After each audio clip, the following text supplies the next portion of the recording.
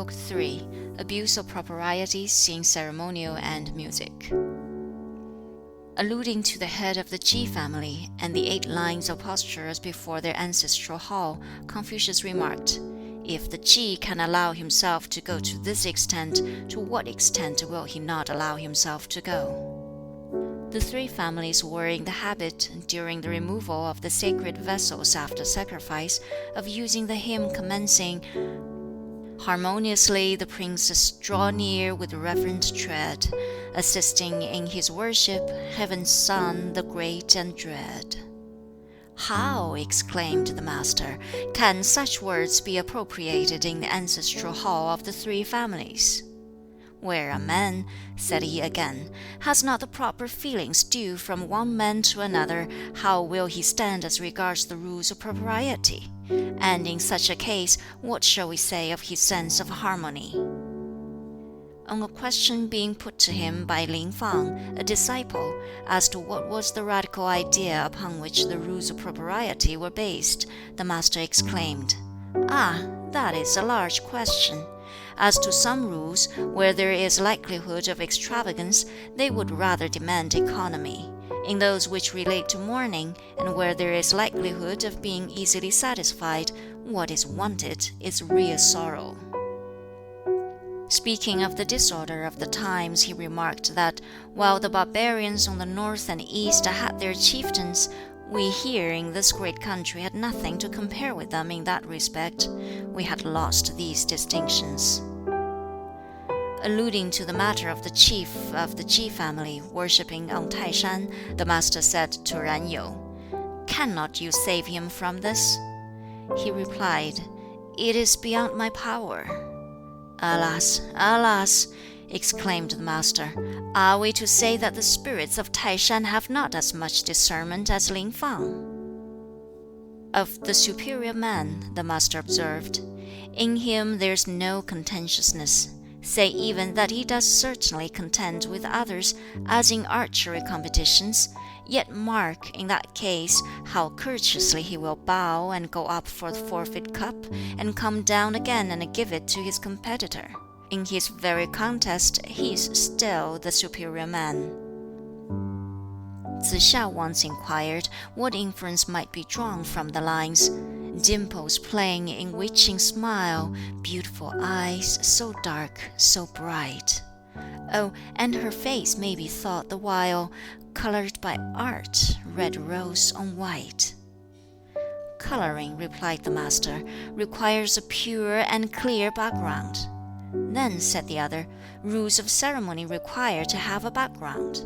"Ah!" exclaimed the master, "you are the man to catch the drift of my thought, such as you may well introduce a discussion on the odes." Said the master, "As regards the ceremonial adopted and enforced by the Hsia dynasty, I am able to describe it, although their own descendants in the state of Qi can adduce no adequate testimony in favor of its use there. So, too, I am able to describe the ceremonial of the Yin dynasty, although no more can the Song people show sufficient reason for its continuance amongst themselves. And why cannot they do so? Because they have not documents enough, nor men learned enough. If only they had such, I could refer them to them in support of their usages." "When I am present at the great quinquennial sacrifice to the manes of the royal ancestors," the master said, "from the pouring out of the oblation onwards, I have no heart to look on." Someone asked what was the purport of this great sacrifice, and the master replied, "I cannot tell. The position in the empire of him who could tell you is as evident as when you look at this," pointing to the palm of his hand. When he offered sacrifices to his ancestors, he used to act as if they were present before him. In offering to other spirits, it was the same. He would say, "If I do not myself take part in my offerings, it is all the same as if I did not offer them." Wang Sunjia asked him once, "What says the proverb, 'Better to court favor in the kitchen than in the drawing room'?" The master replied, Nay, better say, he who has sinned against heaven has none other to whom prayer may be addressed." Of the Zhou dynasty, the Master remarked, "It looks back upon two other dynasties, and what a rich possession it has in its records of those times. I follow Zhou." On his first entry into the grand temple, he inquired about every matter connected with its usages. Someone thereupon remarked, "Who says that the son of the man of Zhou understands about ceremonial?" On entering the grand temple, he inquired about everything. This remark coming to the Master's ears, he said, "What I did is part of the ceremonial." In archery, he said, "The great point to be observed is not simply the perforation of the leather, for men have not all the same strength. That was the fashion in the olden days." Once, seeing that his disciple Tsz kung was desirous that the ceremonial observance of offering a sheep at the new moon might be dispensed with, the Master said, "Ah, you grudge the loss of the sheep, I grudge the loss of the ceremony." To serve one's ruler nowadays, he remarked, fully complying with the rules of propriety, is regarded by others as toadyism.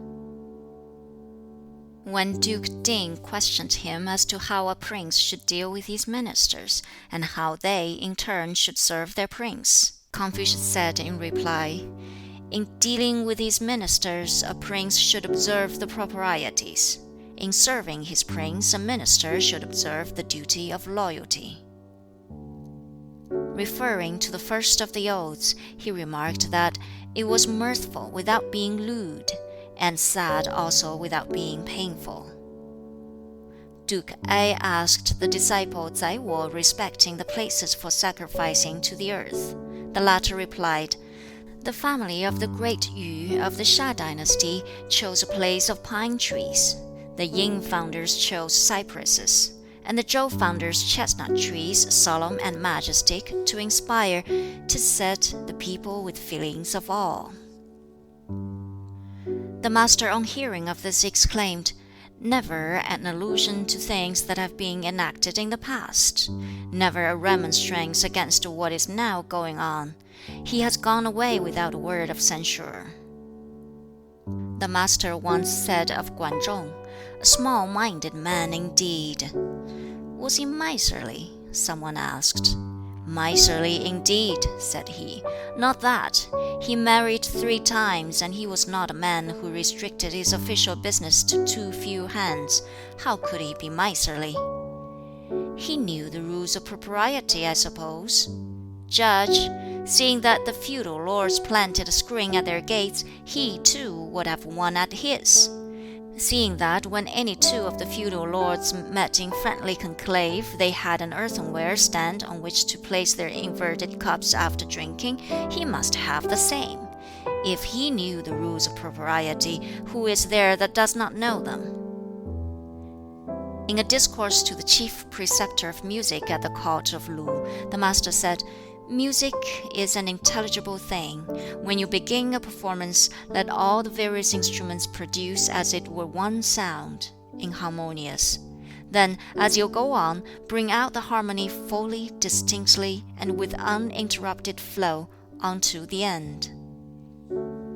The warden of the border town of Yi requested an interview with Confucius, and said, "When great men have come here, I have never yet failed to obtain a sight of them." The followers introduced him, and, on leaving, he said to them, "Sirs, why grieve at his loss of office? The empire has for long been without good government, and heaven is about to use your master as its edict announcer."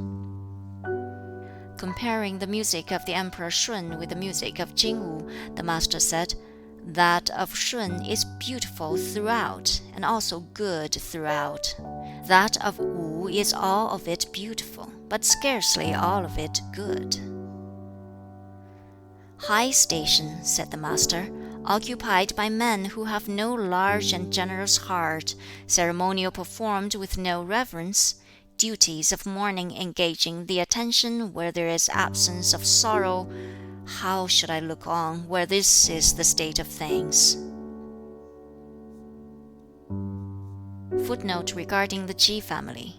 The chief of the Ji clan was virtually the Duke of Lu, under whom Confucius for a time held office. Footnote regarding posturers. These posturers were mutes who took part in the ritual of the ancestral temple, waving plumes, flags, etc.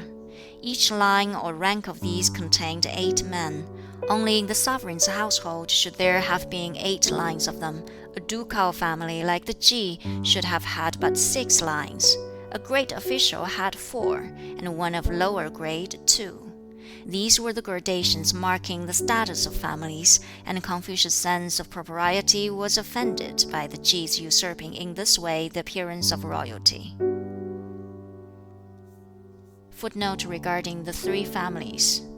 3 great families related to each other, in whose hands the government of the state of Lu then was, and of which the Ji was the chief. Footnote regarding Taishan.